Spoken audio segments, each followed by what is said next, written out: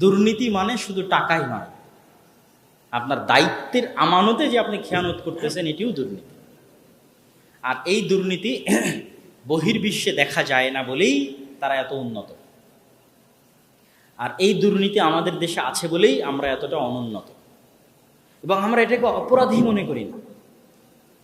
অথচ অবশ্যই দেরিতে আসলে এবং পূর্বে গেলে ওই বেতন হালাল হবে না, হারাম রিজিক, হারাম বেতন। এইটা শতভাগ সত্য কথা, এটা আমি মজাক করে বলতেছি না, এটাই সত্য। আপনাকে যে দায়িত্ব দেওয়া হয়েছে, যে দায়িত্বের জন্য আপনি বেতন নিচ্ছেন, এই প্রত্যেকটা টাকার জন্য, এই প্রত্যেকটা দায়িত্বের জন্য আপনি জিজ্ঞাসিত হবেন।